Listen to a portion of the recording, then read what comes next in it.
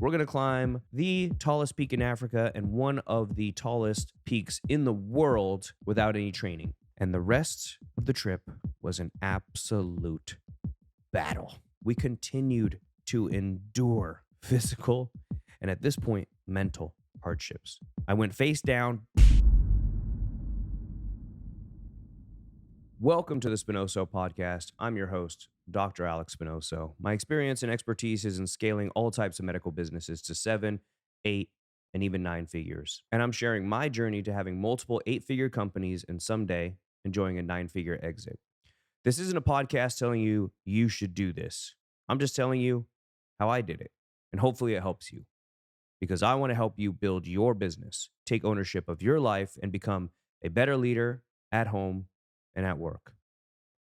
So let's get into it. Over 15 years ago, I decided that one day it would be a good idea to climb one of the tallest mountains in the world, one of the 7 peaks, and the tallest mountain in Africa, Mount Kilimanjaro. Now, this was during medical school. For those that don't know, I went to medical school for my first year and a half in England and a school there called Northumbria University. It's in the UK, on the northern side of England, on the border of England and Scotland. Beautiful, beautiful place. And quite honestly, it was the Las Vegas of Europe, if you look it up. Now, I lived with the Geordies. And anybody who knows the Geordies knows they love to party. Now, that's not the important part. I digress. The important part of the story is one of the summers, my then girlfriend in medical school and I decided to apply for a program which would allow us to go to Africa and treat patients in Africa. Now, we both love to travel, and this was a once in a lifetime opportunity. So we applied, we both got in, and we decided that we weren't just going to waste our trip. When we went to Africa, we were going to see amazing things. We got everything planned, we got everything set up, and we began our journey in Egypt. Now, for those who have never been to the pyramids, they are amazing, an incredible sight to see. However, I was disappointed with the fact that we didn't have to ride a camel for 10 hours through the Sahara Desert, as you would see in a movie like Dune or something like that, in order to actually reach the pyramids. No, the pyramids are visible from the city of Cairo. In fact, from our hotel or little hostel we were staying at, we could actually see the pyramids. And you can actually drive straight to them. There's a highway that leads to them. Now, this was before there was a bunch of now hotels around the pyramids that you'll see on Instagram. So we took our taxi out to the pyramids, saw the pyramids, incredible. Rode camels around the pyramids. And then we headed to a little island called Lamu. Now, Lamu is off the coast of Africa, and it is a little tropical island that is inhabited by a small village of Africans there. And there I played soccer with the villagers. It was absolutely incredible. And at the end of my time there, I decided to give one of their head players, the captain of their team, my shoes that I was wearing at the time, my Nikes, and they loved it. It was an absolute incredible experience. I actually got the worst sunburn of my life as well, because those who do not know that equator sun and African sun combined are way different than any other sun on earth. Let me tell you that. And I decided that it would be smart to go out and get a tan. And about 2.5 hours later, after I had fallen asleep, I woke up in my sweet Speedo because there was nobody there on the beaches of Africa in this little town called Lamu. And I was covered head to toe in second-degree blisters from the sun. It was absolutely horrible. So once I got through that and I healed, then we went actually to visit and meet up with the rest of our class. And we worked with a company down there called AMREF. And for those that don't know, AMREF stands for the African Medical and Research Foundation, AMREF. And they're known as the Flying Doctors, if people have heard of them. They're a company that works all over the world, flying into small villages, remote villages, air transporting patients to hospitals all over the country and all over the world, treating these patients in remote villages. And we specifically worked with AMREF in the country of Kenya. Now, Kenya is an absolute incredible country. The people are absolutely amazing. And I wholeheartedly believe that if you have a teenager in this world or anybody who says that this country is crap, this country being the United States, should be picked up, flown in, and dropped off at these villages in Kenya because they will see what it's like to live without nothing. But at the same time, they will see what it's like to have everything. The people of Kenya and the people of Africa were quite honestly some of the warmest, most generous people on earth that I've ever met in my life, despite having limited resources. People that had obviously dirt floors, lived in thatched houses, but they gave their last bits of food to us as visitors. They made us small bracelets and trinkets. They gave us gifts every time we came to their village. And all we brought was some medicine that could help with diseases that they would get from the local watering holes. Things like albendazole and treatments that actually treated parasitic infections. And despite the fact that they had nothing, they had everything. They treated us with kindness, they treated us with grace. And it was perhaps one of the most beautiful trips I had ever had. And towards the end of the trip, we were lucky enough to be able to spend some time glamping, if you will, which was uh, glorified camping. It's very nice high end camping at a resort in the Masai Mara. Now, the Masai Mara is an area of preserved savanna wilderness in southern Kenya, right along the Tanzanian border, and it has all types of lions, cheetahs, elephants, zebras, hippos, wildebeests. It is absolutely incredible. When you go on a safari at the Masai Mara, it is a once in a lifetime opportunity. And there is a group of tribesmen there that not only run the resort, but look after the reserve called the Maasai tribe. And the Maasai tribe took care of us the entire time that we were in this village. Now, the Maasai tribe, they don't fuck around. These gentlemen, from the time they are born, they are trained to be warriors, hunters. And when they grow up, their rite of passage into adulthood is to go out in a group and kill a lion by hand using a small sword that's about 12 to 16 inches long. Now, each one of them has this sword, and they go out in groups of 20 trying to kill a fully grown male lion. Now, if you're thinking, well, that's not fair, 20 of them versus one male lion, trust me, the fight is fair. The one male lion has the strength of probably about 40 fully grown men. And not always do the Maasai win this battle. Many times they will fight and they will die during this trip. But if they're lucky enough, they will fight, they will kill the lion, and they will become victorious and become men. The place we camped at was in the middle of the Maasai National Reserve, which meant that there was going to be wild animals around the tents. And at night is when they hunt. Therefore, if we ever wanted to leave the tent, we had to flash a flashlight, and a Maasai tribe member who was a warrior would come and take us from tent to tent or tent to the main food hall where we would eat. And one time, one of my colleagues made a mistake.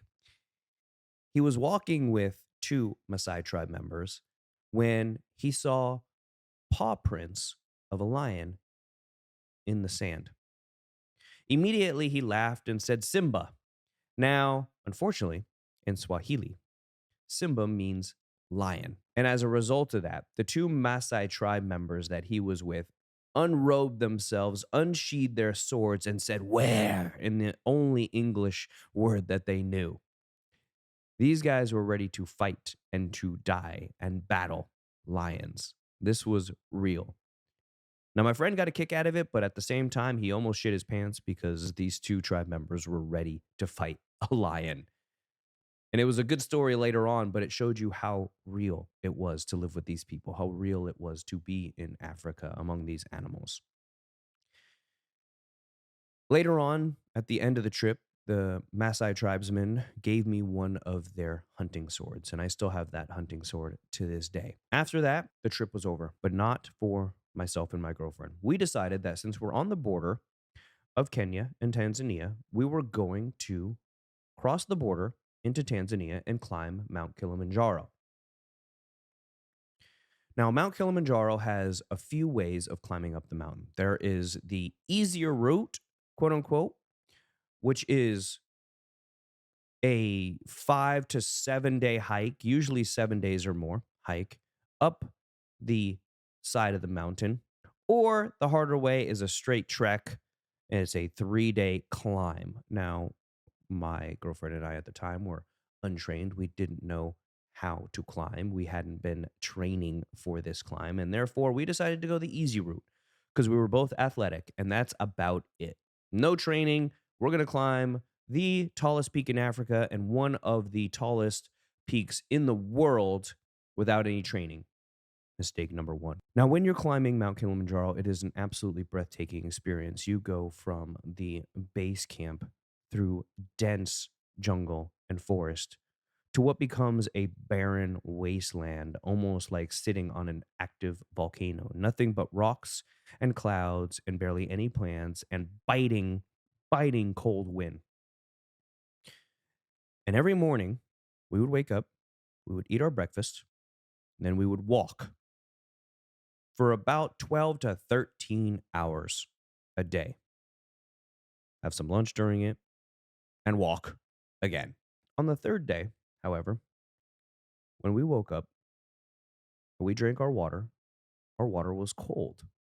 Now, this is strange because every morning our porters would make sure to boil the water and that the water was nice and warm. The reason why it was warm is because it would kill off all of the impurities and all of the parasites that lived in the fresh water along the mountains. On day 3, we drank the water, and the water was cold. Now, I thought nothing of it, drank the water, thought it was strange, but there's nothing bad. Drank the water. Later on that day, my stomach started to hurt. My girlfriend's stomach started to hurt. And unfortunately, this got worse and worse and worse. And it got to the point where I almost shit myself. And I ran behind some rocks, went to the bathroom, and it was absolute liquid. And I thought, oh no, this is not good. And the rest of the trip was an absolute battle. A battle of shits and stomach pain.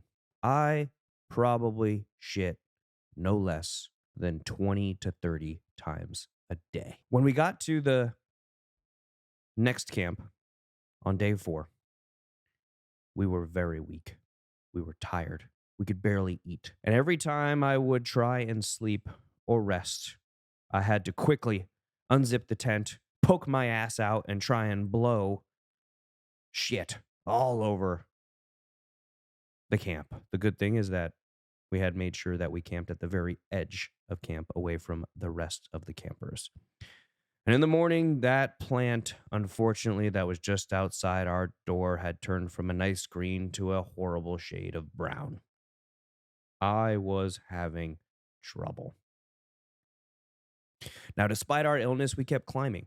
We continued to endure physical and, at this point, mental hardships. This sucked. We knew it was going to suck, but it sucked even worse. I had run out of underwear. I had a poopy butt. There was no showers climbing the largest and highest mountain in Africa. You just climbed. And one day before the summit, it ended. I woke up that last day at 2 a.m. They came in, said, today's the summit day. And I couldn't stand. My girlfriend was curled up in a ball, barely breathing.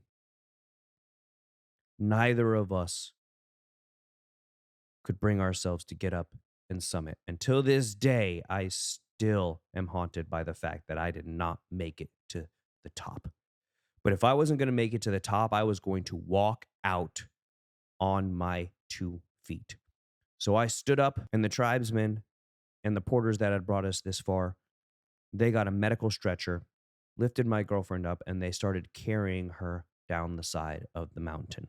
Now, the good thing is that the way out is down the faster way. And it only took us a day to get to the bottom of Mount Kilimanjaro. But I walked out of there on my own 2 feet. And when I walked out of there, I was proud. I had beat this illness, whatever it was. And so I went to tip the porters, and there was 5 of them. I tipped number 1. I tipped number 2. I tipped number 3. And then I woke up. I woke up staring at the sky with 5 African porters looking at me with wide eyes, blowing on me, and fanning my face. It turns out while I was tipping the porters, I had completely passed out from exhaustion and dehydration. I went face down, boom, hit the concrete, broke my glasses, and woke up facing the sky. I saw them there fanning me, and I passed out.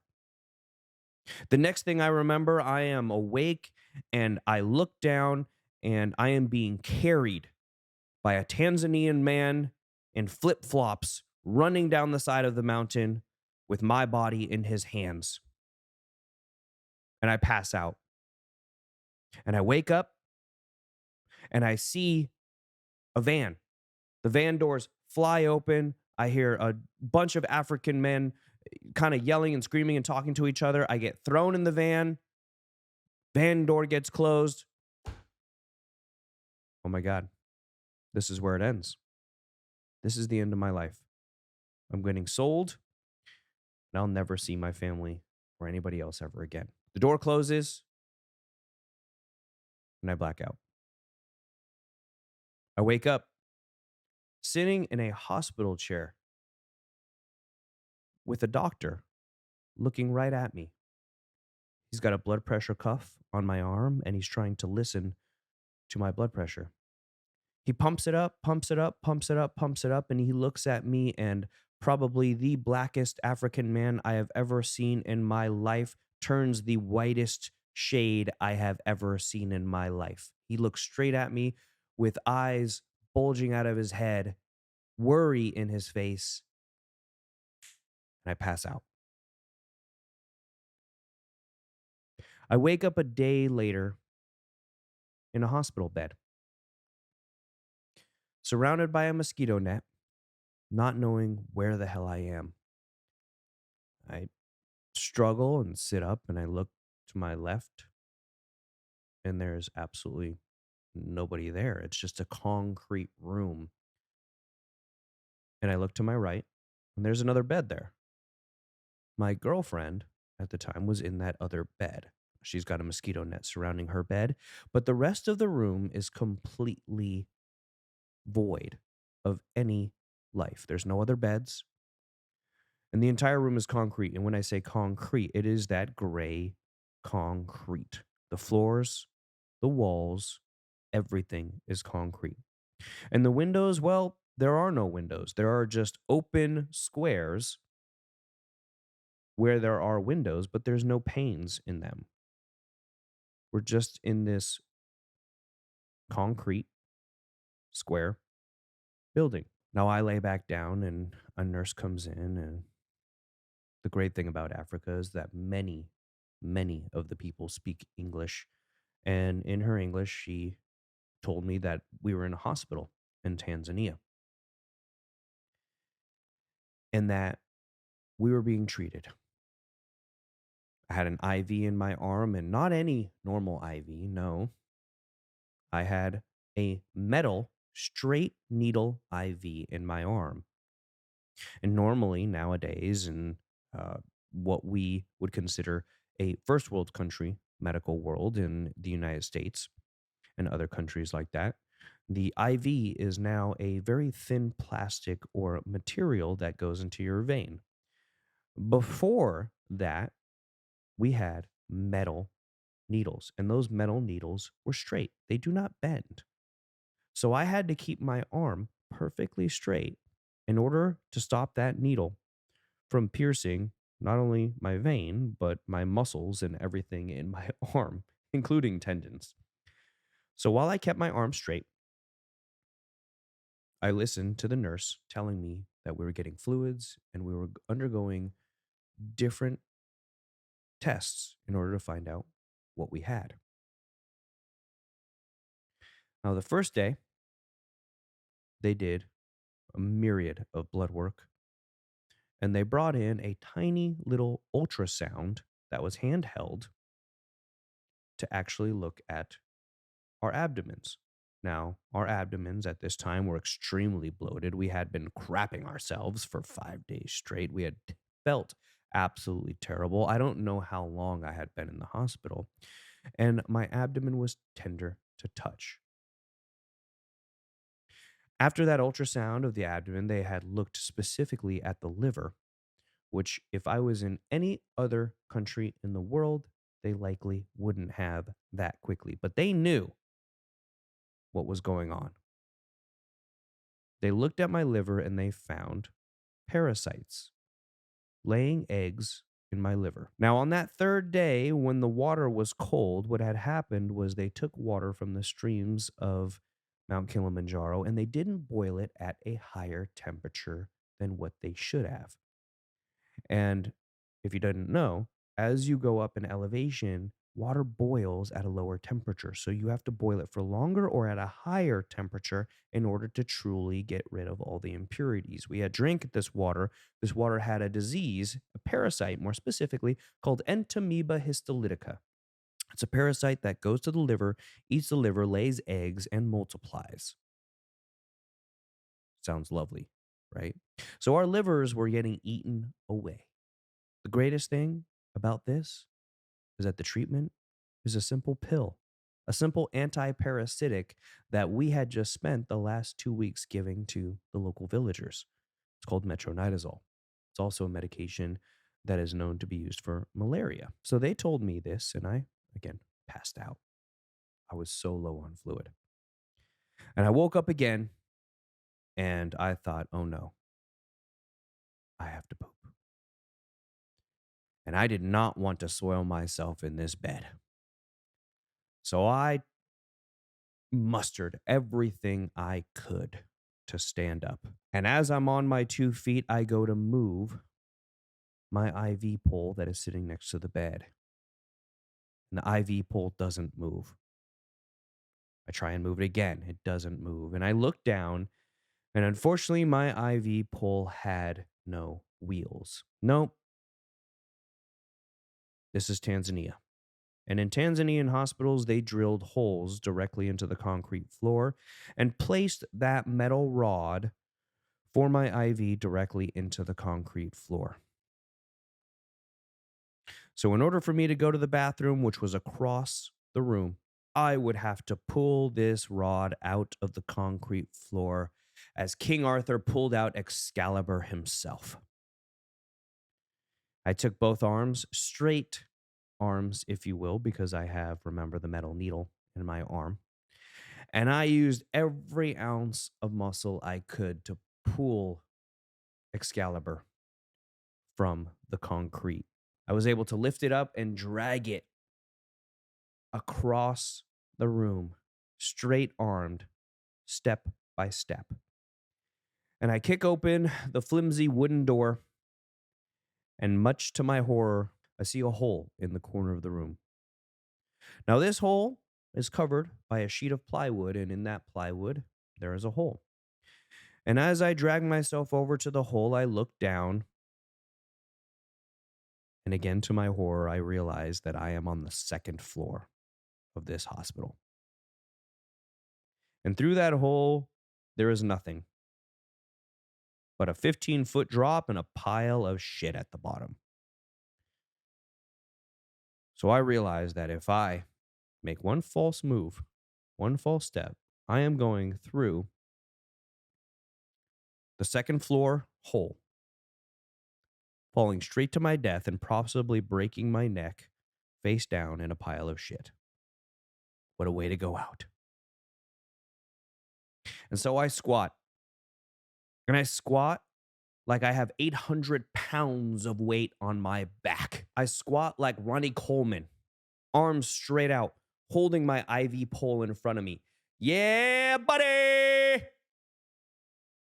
And I squat, and every muscle in my body is burning. I am dehydrated from not having any fluids. And I go to the bathroom and I think, thank God I made it. I'm alive.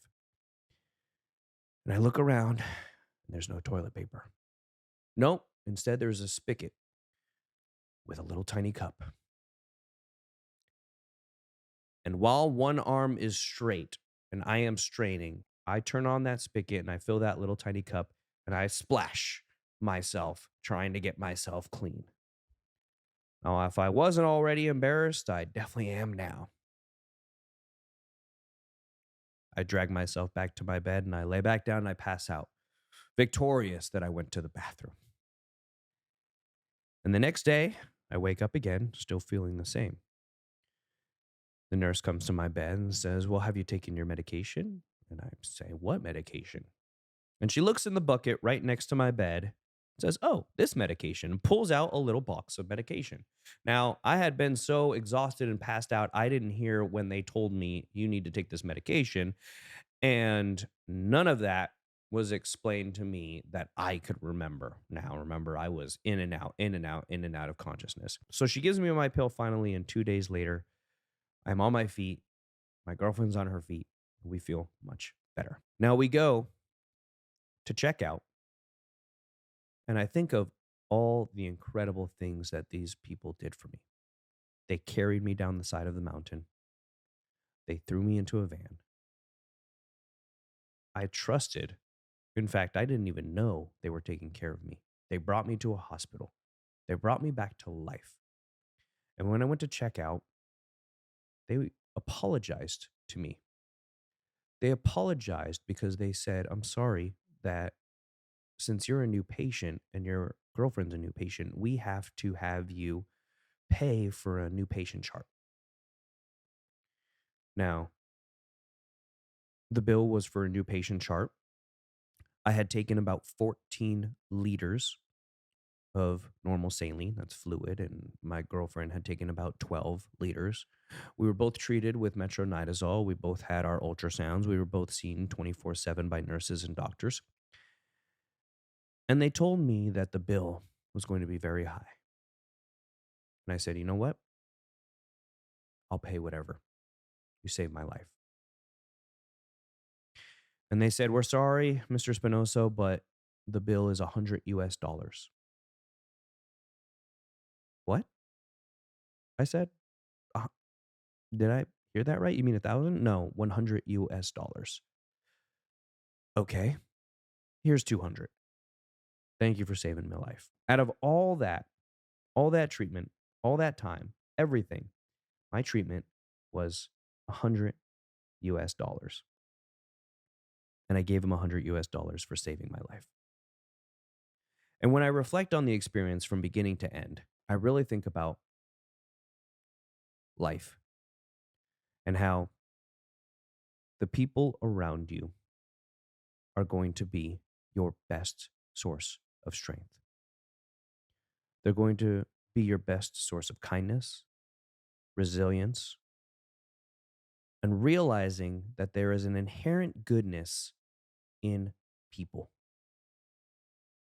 Now, we might look after COVID and after things that have happened and think, well, people are terrible now. They're a lot worse than they used to. No, they're not. When you really talk to people, when you really go outside and have conversations with people, you realize that people are good. They want to be good. They just get wrapped up in the news and the bullshit and the Instagram and the social media and all the negativity in the world. But people are good. They want to do good. And there was a few takeaways that I want to go over with you. Number one is that you can have huge goals, climbing a mountain, getting that promotion, buying a Lamborghini. And you could be as badass as you want to be trying to get to that goal. But sometimes in life, you're going to be dependent on the kindness of strangers. That's a good reason to be humble.